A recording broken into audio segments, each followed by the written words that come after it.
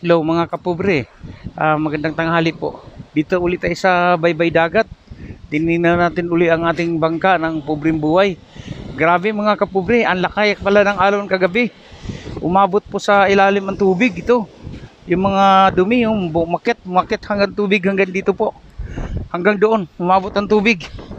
Ayun, mabuti yung patungan ng bangka natin, mataas po. Tsaka dapat nakatali.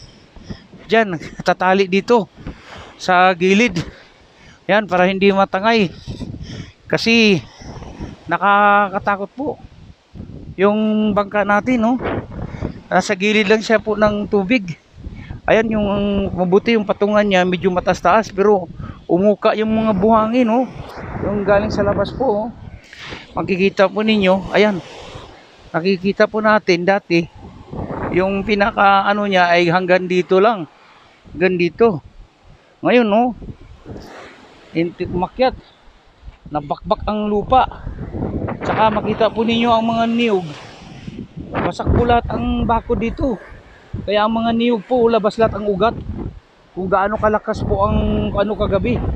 Yung alon po. Ayan. Pakita ko po sa inyo. Ayan po ang ugat ng niyog. Dati hindi po lumalabas yan. Hindi nakatago po yan sa ilalim. Sa lakas po ng ano ng kuan, ayan, no? Tingnan mo. Lahat ng ugat ng niyog labas. Dati may lupa yan. May bakod diyan. Naalis lahat ang bakod. Sa lakas ng ano ng ng alon. Tapos itong bangka natin, kung hindi ito mataas-taas po, natangay po ito. Ayan. Napakadelikado po. Labas lahat ang buhangin ng niyog. Ayan, makita ko sa inyo. Ayan. Lahat naglabasan sila. Kaya ito, delikado na naman mamayang gabi. Kung lumakas uli ito, maaaring mabubuwal po itong puno ito, itong niyog na to. Ayan. Kasi po wala na pong kapit yung ano niya. Ayan, oh. Labas po lahat ang mga ugat. Sa lakas po ng alon, binabangga ng tubig. Ayan po, bakbak lahat. Dati may bakod po dito. Ayan, yung puno na yan. Nakahiliran na yan, mga 5 puno ng niyog. Maaari pong pag hindi pa lumalim pa rin yung alon mamayang gabi, maaring mabubuwal po itong lahat ng puno ng niyog na to kasi labas na po lahat ang ugat. Ayan po yung ugat niya, ho. Ayan sila lahat, naglabasan po. Dati di mo po makita yan. Ang lupa niya hanggang doon si taas, ganyan, no? Mataas. Ngayon dahil sa bagsak ng malakas na alon, kinakalkal po. Ayan, makikita niyo po. Ayan, oh. Tingnan mo yan, oh. Tingnan mo yung level ng lupa nga nasa ibabaw. Yung dating level ng lupa, oh, napakataas. Kinaykay ng ano, tubig. Ayan. Kaya nakakatakot po. Lahat ng puno, oh. Kaya kahit anong oras, pwedeng mabubuwal ito pag lumakas pa uli ang alon mamayang gabi. Kaya po yun, napakadelikado. Ay mahirap din ang maninirahan sa tabi ng dagat. Kasi dito pag tuwing Disyembre po, lumalaki daw po ang alon.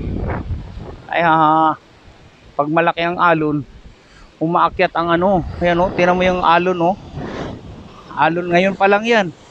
Pag sa hating gabi po, lalo na pa may ulan, masama ang panahon, lumalaki po yan. Napakabangis na alon. Wala kang makikitang mandaragat. Wala po pwedeng magdagat dyan kasi mabubuwal daw po yung bangka, mataob yung bangka mo dyan. Pag nakontra ka ng hangin yan, gugulong yung bangka mo dyan. Ayan po.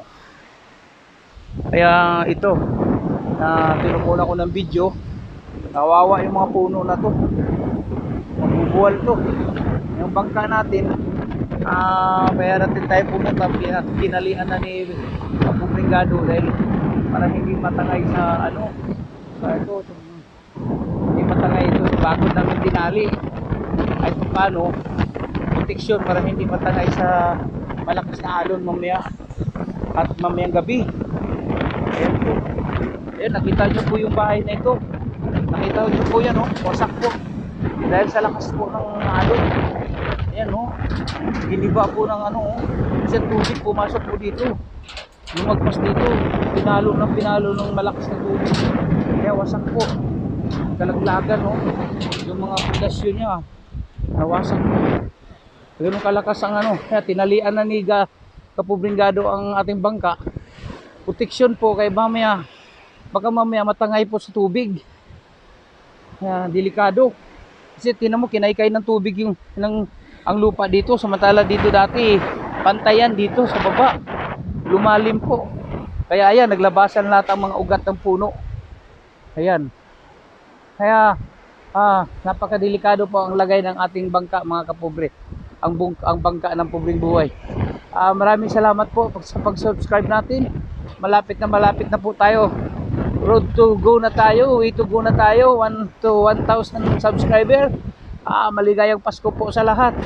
Malapit na po tayo mag 1,000 subscriber. Salamat po sa lahat ng nag-subscribe sa ating channel, sa nagsuporta sa atin. Maraming salamat po. At ulitin ko ulit, shout out dyan sa ating kapobre na Nathaniel How, kay Natnat. Wibisay dyan, Natnat, sa Saudi Arabia, at sa lahat ng mga kasama mong OFW. Mabuhay po ikaw. Okay lang kami dito sa mga katropa ng Tambakan. Sa lahat po sa inyo dyan, ng mga kasamahan mo sa Saudi Arabia, shout out po sa inyo. Mabuhay po kayo. At maligayang bumabati po ang pobreng buhay ng maligayang Pasko at manigong bagong taon sa inyo lahat. Mula po sa ating Pobreng Buhay YouTube channel. Okay, ingat po kayo dyan, ha? Lahat ng mga kasamahan dyan ni Natnat, ni Nathaniel How, God bless po sa inyo lahat. Shout out sa inyo at mabuhay po kayo. Okay, ingat and take care always. At dito lang po ang inyong kapobre YouTube channel, Pobreng Buhay. Inaayos namin ulit, tinatalian namin ng bangka. Shout out sa lahat po ng mga ating mga subscriber. Ganun na rin sa Dubai, Kuwait and Bahrain, Qatar, at sa lahat po ng nasa Europe, sa Belgium, Kanila Princess, sa lahat po nandyan, sa Germany, Italy, UK, Spain, France, sa lahat po. Sama na dyan ang Canada, Australia, at sa kapatid ni Bong na nasa New York at sa Milpitas, California. Happy viewing po sa inyo lahat. Shout out sa lahat. Ganun na rin po sa lahat ng OFW ng Hong Kong, sa Taiwan, Singapore, at sa lahat po nandito sa Pilipinas, Ilocos Sur, Ilocos Norte, sa pangunguna ni Sir Amado Galano family ng Ilocos San Jose, at dyan sa Pangasinan, sa pamilya po ni Fidel Salinas family. Happy viewing po, sir. Hanggang ngayon ikaw ang supervisor ng HAIL Airport. Okay. At saka sa Cebu City, magandang hapon po dyan sa inyo. Happy birthday to Engineer Mikael Gumandoy na nagdidiwang ng kanyang birthday kahapon. Happy birthday and more birthdays to come and more blessings in life. Okay? At dyan sa ating kasamahan dyan sa Bohol, kay Noynoy, sa ating kasamahan sa Surigao, Hitler Mamsa, at si Edgar Bustillo ng Samarlite. Sa lahat-lahat po, at lalong-lalo na po sa mga taga Iligan City, mabuhay po kayo. At sa lahat po ng Alpha Sigma Pi Fraternity na number 1 nagsuporta sa ating channel sa pangunguna ni Bong Dagasuan. Maraming salamat po. Saludo po kami sa inyo. At lalo na sa isang police officer, Bro Salik, isang police officer na nagtulong at nagproteksyon at sumusubaybay sa ating channel. Salamat sa inyong pagtulong sa amin, Bro Salik, police officer ng Alpha Sigma Phi Fraternity. Okay, maraming salamat po sa lahat. Kasama na dyan ang John Bibbs Barbershop at Yes Beauty Salon. Okay po, sa lahat ng nag-subscribe sa akin, mabuhay po kayo.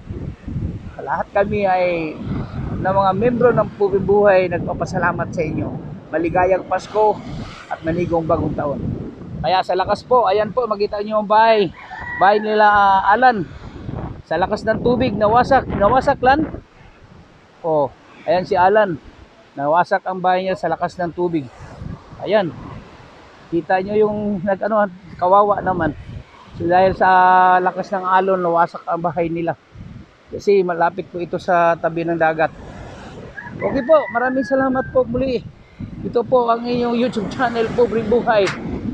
Nagpapasalamat at sumasaludo po sa inyo at bumabati po sa inyo ng maligayang Pasko at manigong bagong taon. Maraming salamat po hanggang sa muli. God bless. Over now.